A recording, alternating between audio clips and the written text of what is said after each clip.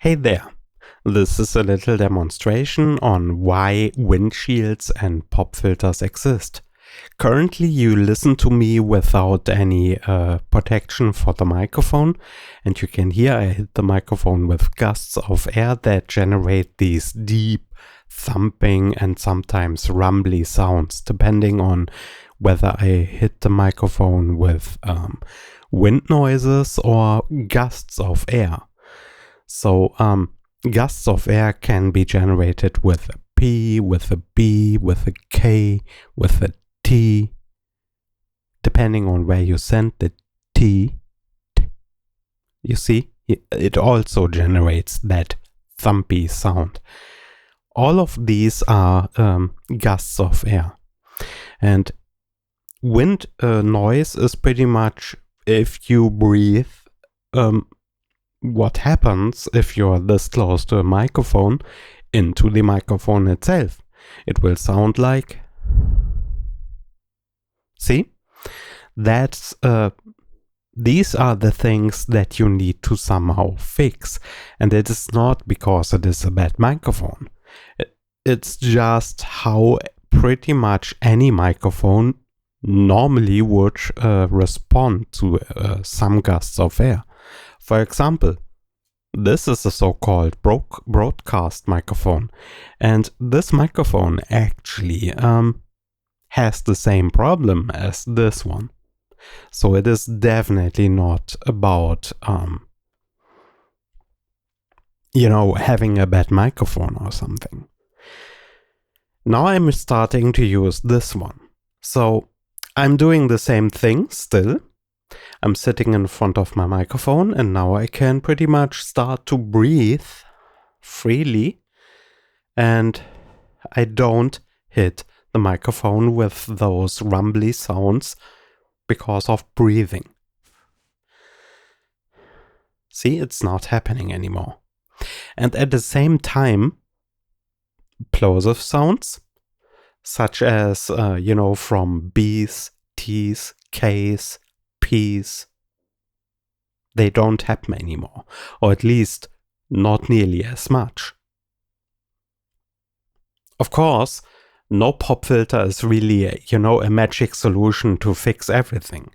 For example, if I'm getting really close to the microphone, like I did right now, and I'm doing the same test again, P, D, K, especially the P sounds, they still somehow, somewhat hit the microphone. So don't think of these things like some kind of wonder device. Especially, it depends a little bit on what kind of pop filter you buy. This one is a rather expensive example. And it's made out of metal, so it's a complete different design from these, windsocky kind of pop filters. By the way, pulling a sock over your microphone doesn't help at all. So don't even bother. So yeah, it depends a little bit on the specific kind of pop filter that you get for yourself. But the point is given. If you have something like this, it fixes plosives for the most part. Right, let's move on to this. So this is a windshield. Let me put it over the microphone real quick. Well, sort of over the microphone. I mean, it is way too, the microphone is way too big for this windshield, but the point is given. I'm having this thing, pretty much between my mouth and the microphone capsule right now. And now I can speak the same again. I can hit the microphone with plosives, with D's, with K's, with B's, with P's. Well, it sort of works the same, but not really quite as good. But then again, this is a protection from all sides. It doesn't matter where you are. You are protected from plosives, even if you're, right beside of the microphone. Why is this important, or why might this be important? Well, let's imagine you need to grab something from your desk and you need to reach around the microphone. It might happen that you still hit the microphone with plosives. Because you don't really stop talking, and you can hear, even if I'm on the top of the microphone. This is actually the front, as you can hear pretty much obviously. Even if you are on top of the microphone, you hit the microphone with those gusts of air. This is why a windshield can come in handy, and depending on the size of the windshield and the size of the microphone, a windshield can actually be a better solution than a pop filter. For example, imagine you have a microphone like this. It looks a little bit goofy, doesn't it? So let's fix that.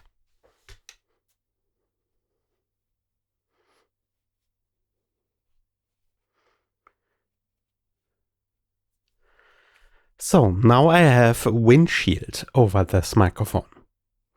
And this windshield, as you can clearly see, even though I'm holding it in front of the windshield right now,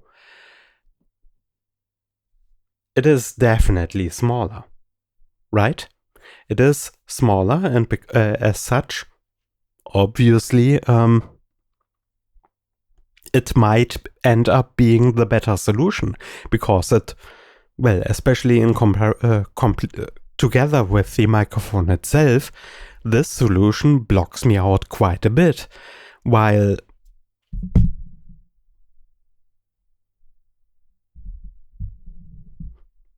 right? So it depends a little bit on what you want. By the way, a microphone like this, a singing microphone, here's another one without the windshield, they already have some protection built in. Inside of this basket, in front of the on the front of the microphone, there is some foam, so that already counts at least as some protection. It depends a little bit on the microphone. On this particular microphone, that is a super cheap Behringer microphone, it will do, well, jack, pretty much. On this microphone, though, that windshield that I have on top of it is actually more like additional protection. And together with the foam inside of the basket of this microphone, it pretty much is a perfect fix. It is a perfect protection for plosives. Well, there's not really a thing like perfect protection. But the point is, you can protect yourself from plosives on quite a lot of different ways, mostly with a windshield. And again, they come in different sizes. This is a small one. Well, and with pop filters, which also can come in different sizes and forms and materials used, you can protect yourself. And you really should.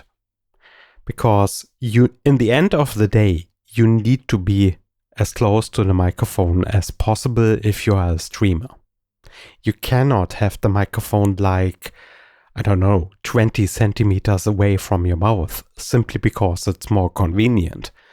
If you are a streamer and you really care about your production value, then you really need to have the proper equipment, and you need to use the equipment properly.